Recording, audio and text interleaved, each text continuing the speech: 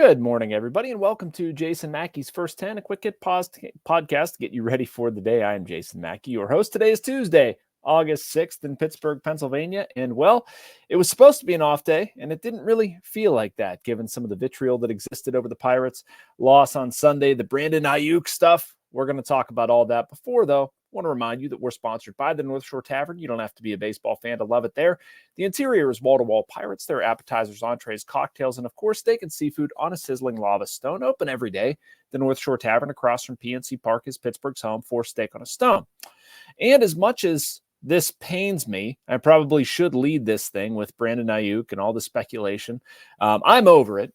I don't know about you all. The idea of the Steelers getting a very competent second wide receiver is obviously enticing to me. At the same time, I don't know how realistic this is, and it won't go away.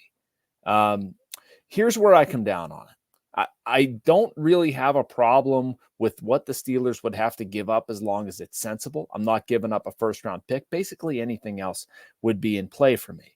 What worries me about the whole Aiyuk mess is what he's going to want contract-wise. And I'm sorry, I just don't see that as being worth it. They never paid Antonio Brown $20 million. We're going to pay Brandon Aiyuk $30? And that's what he wants on this next contract. And I guess he feels like the Steelers are able to pay him that. Maybe he really wants to play for Mike Tomlin. I'm not exactly sure. I just don't see the fit. And we're looking at somebody 1,342 yards last season, 7 touchdowns. That would be great. I'm not paying $30 million for that. I'm paying $30 million for a clear, unquestioned number one. I may have that in George Pickens. We'll see. I'm not going to cut bait on George Pickens, and I also look at some of the other things that the Steelers are going to have to pay for, and I'm sorry, it just doesn't make sense. They've got another cost expenditure coming down the road, Broderick Jones, Joey Porter Jr., Let's not forget their quarterback situation is an absolute bargain this season with what they're not paying Russell Wilson and Justin Fields. So I don't know. It's sexy. It's an offseason storyline.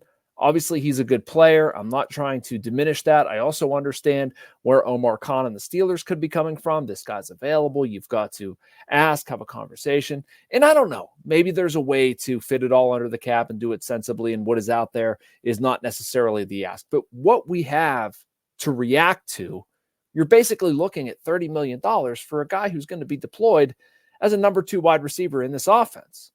That's going to be run first, and you know you're going to have to feature George Pickens to a point, or you're going to have some sort of, sideline blow up or the risk of that. And you're also going to use your time. Like, I just don't understand it. I don't think it's worth it. Maybe that's an unpopular opinion. I don't know, but I wouldn't do it. If they could get wide receiver help for less, I'd be entertained by it, or I would entertain it. But I'm out. So anyway, going to be driving to Latrobe today. I'm curious to see if Russell Wilson practices. It's starting to get a little worrisome with the calf and how limited he has been. Not really involved in much team activities. Every so often he'll hand off, but we'll see.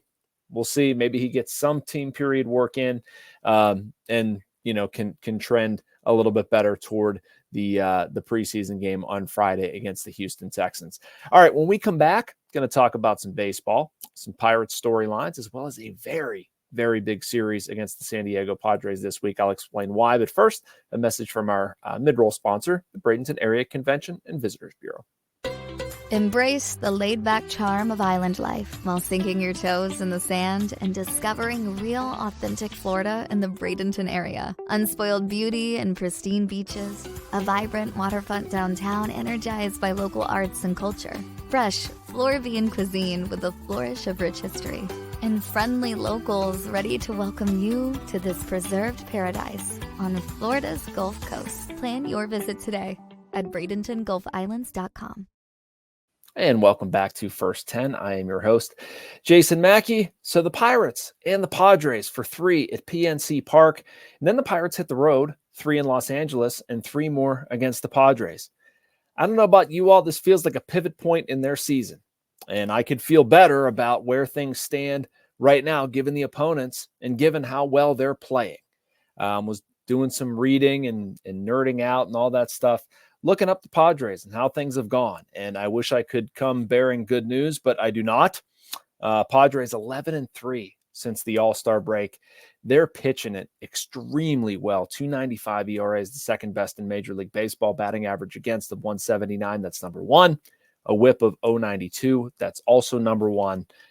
This is a tough draw for the Pirates. It really is. First game of the series, it's going to be Dylan Cease opposite Bailey Falter. Dylan Cease, don't forget, was just named the National League Pitcher of the Month for July. 6 starts, 4-2, 38 and a third innings, 13 walks, 14 strikeouts, a 143 batting average against and 2.35 ERA. That's a whole bunch of numbers to say that he's really good and pitching really well right now. On Wednesday, they get Michael King, who rejoins their rotation. Again, things could be a little bit more ideal for the Pirates.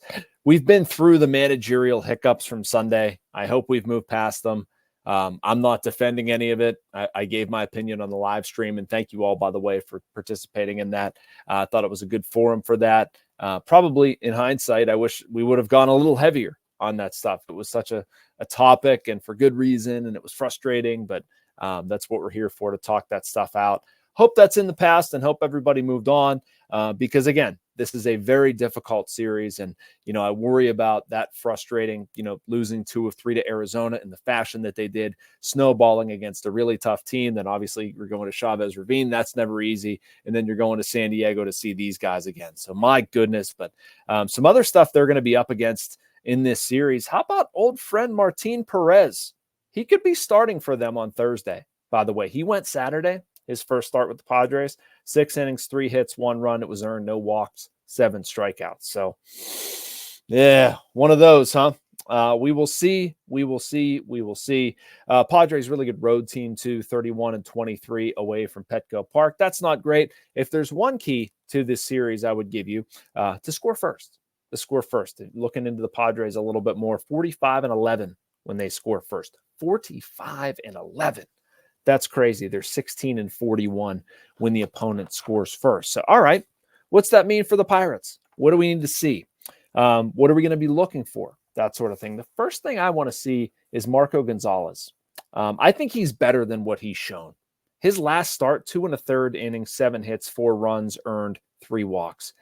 That's not going to cut it. They really need him to be somebody reliable. And honestly, before his injury, he pitched like that. And they need him to pitch like that again.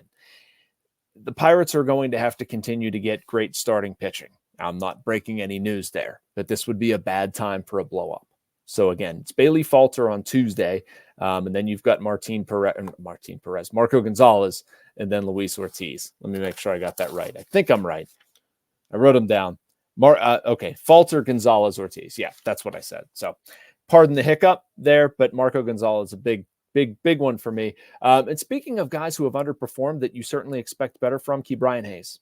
I don't know if a day goes by I don't get asked about Ke'Bryan Hayes and what to do with him. And I wish I had some magic answer because I tell the Pirates and have them to do it. It's not happening for him right now. And I'm not sure what the solution is. The numbers, I was, again, looking into those earlier. They're bad. They're really bad. There are 142 qualified hitters right now in Major League Baseball. Hayes is dead last with a 586 OPS. Over his last 35 games, he's hitting 237 with 2 extra base hits and a 517 OPS. Again, 2 extra base hits in his last 35 games. I don't know what you do. I was asked this question earlier today on a radio hit, like what should you do with Isaiah Kiner-Falefa? What do you do at third base? Some combination of that. And I don't know what the answer is. I mean, you could play Kiner-Falefa at third. That's fine, but who are you going to play at second right now? Do you feel great about Ji-Hwan Bae there? I don't. You feel great about Jared Triola there? I don't. Connor Joe? Maybe not. I mean, if it's a lefty on the mound, I'm okay playing Hayes. I'm probably going to play Hayes at third and Kiner-Falefa at second. Then, maybe Joe is playing in right field or first base. I don't know what else you can do. You need him to hit. You address the rest of the stuff in the offseason, but I need to get something from Ke'Bryan Hayes, and that simply hasn't happened. Those are my keys. Containing Jerickson Profar was another one. It's easy to forget how good of a season he's had, but they need to score runs. They need to score runs. That's way more important than anything else that's going to happen here. It's going to be a tall task given the shape of the Padres pitching. I plan to get on some minor league talk with Bubba Chandler and the Indianapolis rotation, but kind of ran out of time. I'll get to that tomorrow. Probably. I would expect we have some Steelers talk, maybe some Aiyuk news. Who knows? But that does it for today. Thank you for watching. As always, make sure you like and subscribe. You can get more of these and the rest of the stuff from our Post-Gazette writers and columnists. We'll be back here, same time, same place tomorrow. Have a great day, everybody.